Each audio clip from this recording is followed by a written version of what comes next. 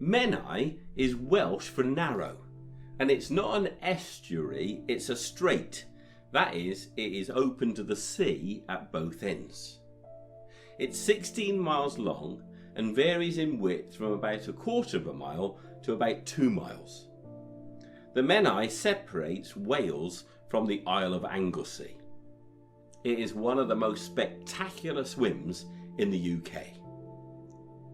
Crossing it is Thomas Telford's beautiful suspension bridge, 330 yards long and opened in 1826, and Robert Stevenson's Britannia Bridge, which opened in 1850 and is 500 yards long. It's now the main road and rail crossing to the Isle of Anglesey. But not only is it one of the most spectacular swims in the UK, it's also one of the most dangerous. The rising tide approaches from the southwest. It sweeps into the strait and the level starts to rise. But tides travel faster in deep water. So before it has travelled the full length of the strait, the tide has begun to flow in from the other end at Beaumaris. The two tides slosh together near the suspension bridge, making very complex flows and a tidal range of over 25 feet. I found an academic paper online that estimates that 30 million tonnes of water pass under the bridges during each tidal cycle.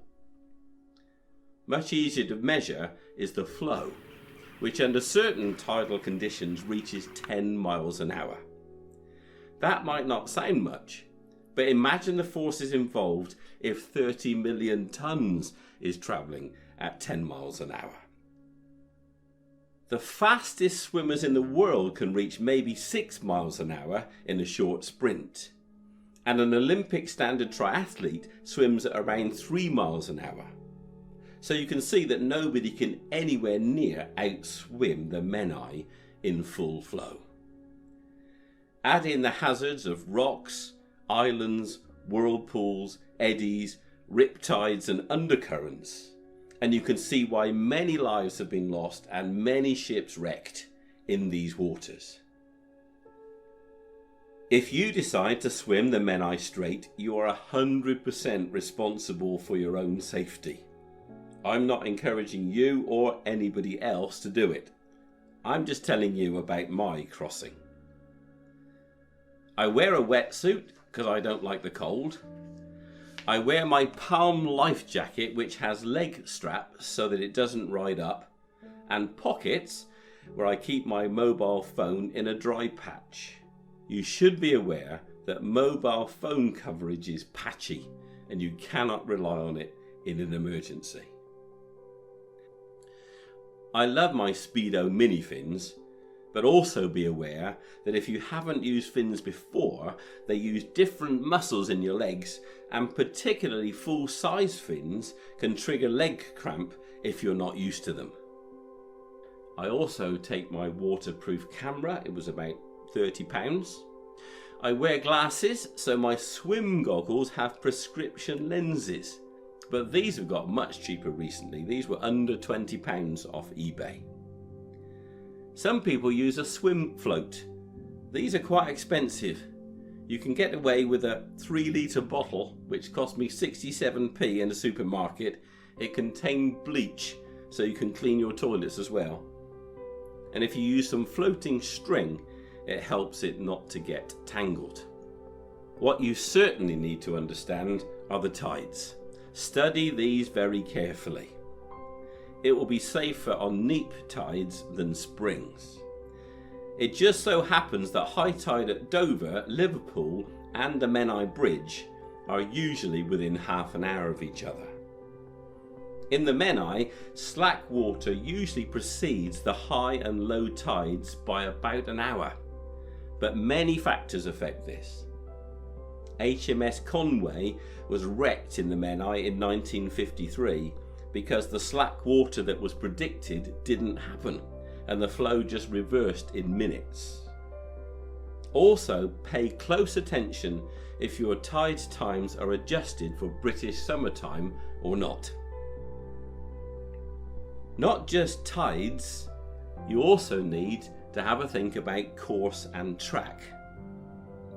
In this example, the river is 1 mile wide, the flow is 1 mile an hour from the east, the swimmer swims at 1 mile an hour. Here's the question: what is the most efficient way of swimming across the river? You could even pause the video and have a think about it. Here's the answer. The most efficient way to cross the river is to swim north at 90 degrees to the flow. Your track will be 45 degrees to the left because you're being carried sideways by the current at the same speed that you're going forward. When you reach the other side, you'll be 1 mile downstream, but you will only have swum a forward distance of 1 mile. If you are being drifted sideways, you need to be sure that there is clear water there, no lobster pots or bridges or anchorages with their ropes and snags. And you need to make sure that when you get to the other side, you can get out. If you angle yourself at 45 degrees to the flow, which seems to many people to be the right answer, you will actually take twice as long to cross and swim twice the distance forward, which is much less efficient. If you angle yourself directly against the flow, you will make no progress forwards or sideways. You will stay in the same place until you're exhausted and hypothermic, and then you'll drown. Don't do that. If you need to arrive at a particular point on the far bank, then walk upstream before you start. I chose to cross the Menai a bit further west than the bridges, between Moel and a felinheli. It's a bit further across to swim, but it's not rocky, the current isn't as confused, and the flow is a bit less. I was several hours later than I planned, and the flow was quite strong west to east. In our cartoon example, the flow across the river was constant. But in real life, the flow tends to be stronger in the middle and on the outside of bends. But near the edges, it is less and may back eddy in the opposite direction, which is what it did here on both banks.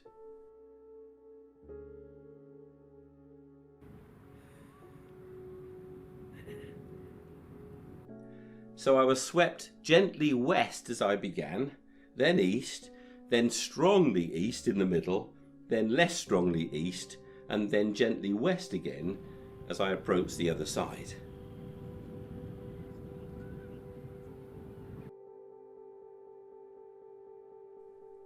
I knew I could exit just about anywhere on the far bank, so the main hazards were getting tangled up in boat moorings on the far side, or getting hit by a motorboat that didn't see me. My plan, if this happened, was to remove my life jacket and wave it, and if I still wasn't seen and a collision seemed inevitable, then without a life jacket I would be able to dive down, hopefully under the boat. Not by any means a perfect solution, but better than being chopped up by a propeller or hit in the head by a hull, which is how Kirsty McCall died. If you're doing something like this, it's a good idea to call the Coast Guard on a non-emergency number beforehand and tell them what you're doing. That's what I did when I sailed atop a dinghy around the Isle of Wight.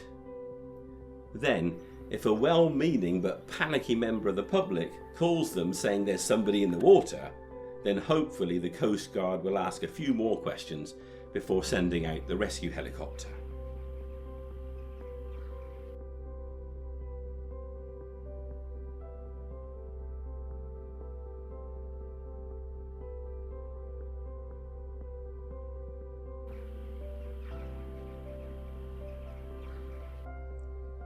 I loved my swim across the Menai Strait. It was something I've wanted to do for a long time, and I thoroughly enjoyed it. I like to think that it was because of careful planning that the swim was uneventful.